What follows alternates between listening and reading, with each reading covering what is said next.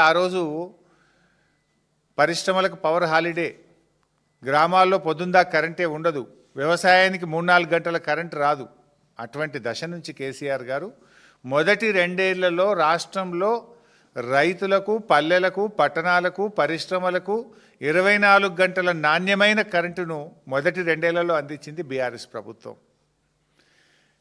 దేశానికే మార్గదర్శకంగా నిలిపిన మిషన్ భగీరథ కార్యక్రమం, ప్రతి ఇంటికి త్రాగునీరిచ్చే కార్యక్రమాన్ని మొదటి 2 ఏళ్లలో కేసీఆర్ గారు శ్రీకారం చుట్టారు. కాకతీయ కాలం నుంచి మనకు వచ్చిన వారసత్వ సంపద 44,000 చెరువులను పునరుద్ధరించే మిషన్ కాకతీయ కార్యక్రమానికి మొదటి 2 ఏళ్లలో కేసీఆర్ గారు శ్రీకారం చుట్టారు. మొదటి కేబినెట్ మీటింగ్లోనే 200 పెన్షన్ను ఇచ్చిన మాట ప్రకారంగా 5 అంతలు పెంచి 1000 రూపాయలకు పెంచింది ఆనాడు కేసీఆర్ గారి ప్రభుత్వం. ఎన్నికల్లో హామీ ఇవ్వకపోయినా, ఓట్ల కోసం చెప్పకపోయినా కళ్యాణ లక్ష్మి షాదీ ముబారక్ కార్యక్రమాన్ని మొదటి కేబినెట్లో ఆమోదించింది కేసీఆర్ గారి ప్రభుత్వం.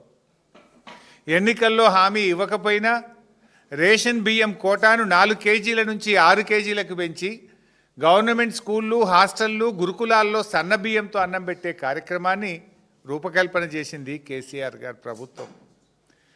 వ్యవసాయాన్ని ఆధునీకరణ చేయడంలో భాగంగా ట్రాక్టర్లు, వ్యవసాయ పనిముట్లు, డ్రిప్పు, స్ప్రింక్లర్లను పెద్ద ఎత్తున అందించింది కేసీఆర్ గారి ప్రభుత్వం.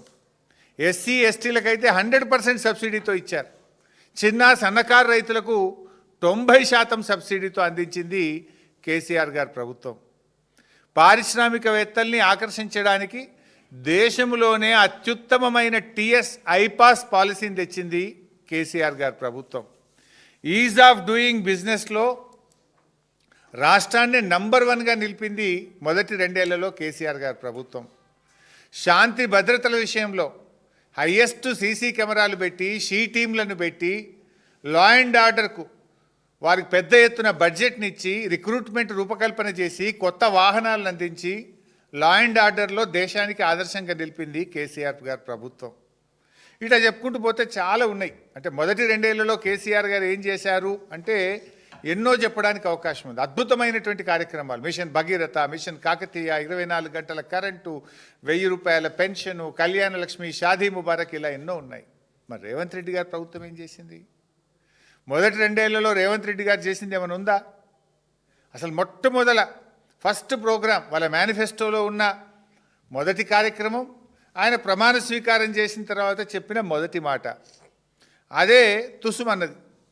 ఏం చెప్పింది వాళ్ళ మేనిఫెస్టోలో?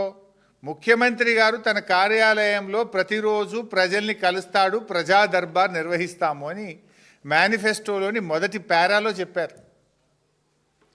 చివరికి జరిగింది ఏంది? ఆ రోజు ప్రమాణ స్వీకారం చేసేటప్పుడు రేవంత్ రెడ్డి గారు రోజు ప్రజా దర్బారు నేను నిర్వహిస్తా, సామాన్యులు సైతం వచ్చి నన్ను కలవచ్చు అని చెప్పి గప్పాలు కొట్టిండు. ప్రమాణ స్వీకారం చేసి ఒక్కరోజు మాత్రమే ప్రజాభవన్కి వచ్చిండు. ఇక మళ్ళీ పత్తా లేడు. తెల్లారి నుంచి మళ్ళీ ప్రజాభవన్కు రాలే. ఒక 4 రోజులు 5 రోజులు మంత్రులు వచ్చిండ్రు, తర్వాత వాళ్ళు కూడా బంద్ అయిపోయిండ్రు.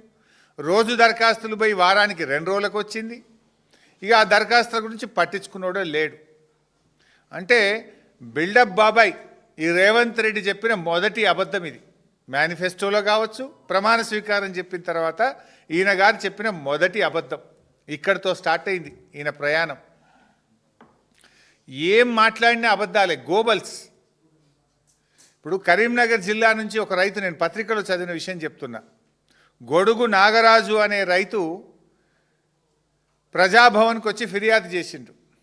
ఆ గొడుగు నాగరాజుకు సెల్ ఫోన్లో మెసేజ్ వచ్చింది, నీ సమస్య పరిష్కారం అయిపోయింది అని. నిజంగా చూస్తే ఈరోజు కూడా పరిష్కారం కాలేదు. అంటే నీ ప్రజాభవన్, నీ వేదిక ఎట్లా పనిచేస్తుంది? నువ్వు పోయింది లేదు, నీ మంత్రులు పోయింది లేదు, ఇచ్చిన దరఖాస్తులకు కనీస పరిష్కారం కూడా లేకుండా పోయింది. అంటే ఇలా ప్రజాభవన్ అనేది ప్రజలకు ఉపయోగపడతలేదు.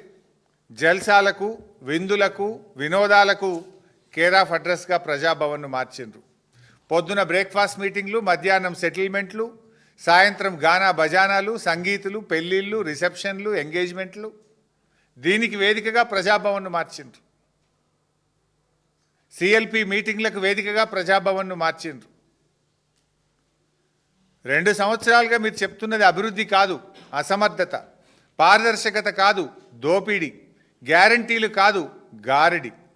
అంటే ఇది ప్రజాపాలన కాదు, ఇది నయవంచక పాలన. రేవంత్ రెడ్డి ఒక ప్రైవేట్ లిమిటెడ్ కంపెనీ పాలన ఇది. ఇలా నీ 2 ఏళ్ల పాలనలో బీఆర్ఎస్ ఎన్నో విజయాలు సాధించింది, నేను ఇందాక చెప్పాను. మరి కాంగ్రెస్ ఏం చేసింది? ఒక్కటన్నా ఉందా? ఆత్మస్థుతి, పరనింద. ఎంతసేపు సెల్ఫ్ డబ్బా కొట్టుకోవడం, కేసీఆర్ గారిని బీఆర్ఎస్ నాయకులను తిట్టడం తప్ప నీ 2 ఏళ్ల పాలనలో ఒక్కటి చెప్పు నువ్వు.